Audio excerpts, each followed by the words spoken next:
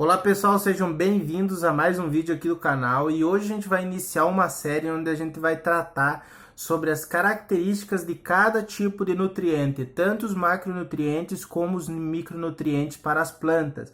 E nós vamos iniciar falando sobre o zinco. O zinco ele é um nutriente essencial para todas as plantas superiores, apesar dele ser um micronutriente, que ele é requerido em baixas quantidades por elas, e ele tem uma faixa de pH ideal, que ele está mais disponível para as plantas, de 5,5 até 6,5. Então, por que ele é importante para as plantas? Que ele atua como um cofator enzimático. Então, ele atua na regulação de enzimas. E se a planta tem problema na produção de enzimas, toda a atividade fisiológica dela vai estar comprometida. Produção de proteínas e outras. Então ela vai ser uma planta que ela não vai crescer direito, vai ter problemas com crescimento justamente porque a produção de enzimas não estará adequada. Uma deficiência de zinco também tem por característica, ela leva a uma desregulação hormonal das plantas. Então os hormônios que são naturalmente produzidos pelas plantas e que levam a planta a crescer, a se desenvolver e também a produzir, não vão estar em níveis adequados e vai causar toda uma regulação fisiológica e também vai ocasionar graves perdas na produção. Então a questão de deficiência de zinco, quais que são os sintomas?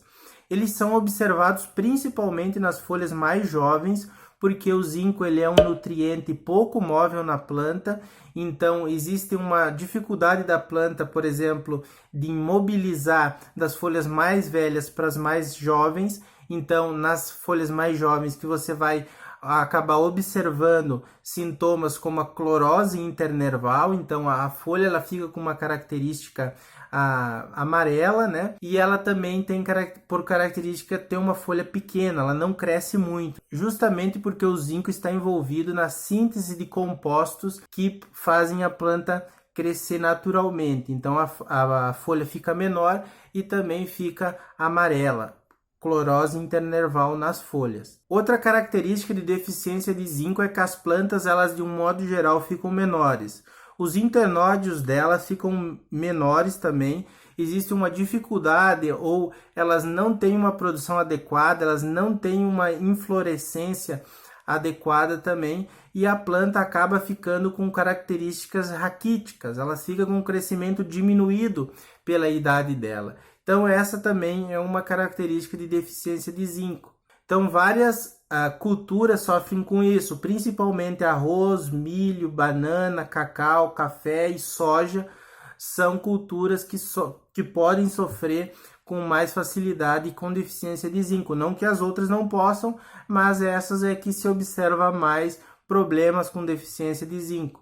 No diagnóstico, ele é feito principalmente por tecido foliar. Então, quando se suspeita que está tendo problemas com deficiência de zinco em uma lavoura, se retira parte desse material suspeito e leva até um laboratório onde eles vão determinar se existe ou não deficiência de zinco ali.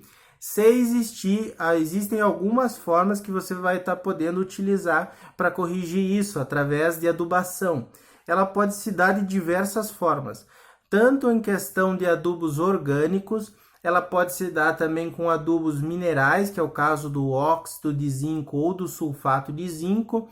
Existem também a questão de suprir a demanda de zinco com os adubos foliares formulados que têm zinco na sua composição e também com a questão que não é tão falado, mas também supre as necessidades de zinco, que é os fungicidas que tem zinco na composição. Quando eles são utilizados, também se existe a disposição de zinco para essas plantas. Esse vídeo foi um vídeo bem rápido, só com as questões gerais do zinco e suas necessidades para as plantas. Eu como de costume, deixo na descrição vários materiais que tu pode consultar para complementar isso, para você se aprofundar também e para você ver questões fisiológicas das plantas, tá? Também vou deixar na descrição um curso de adubação, calagem e gessagem, aqui do professor Daniel Escotar, onde ele aborda sobre como que é feito o tipo de adubação, o que precisa ser feito para cada um desses nutrientes com mais calma e também com mais detalhes para os profissionais da área. Beleza? Então era isso, se ainda não é inscrito no canal, se inscreva, deixe o seu like e até o próximo vídeo com mais um nutriente dessa série. Até mais, pessoal!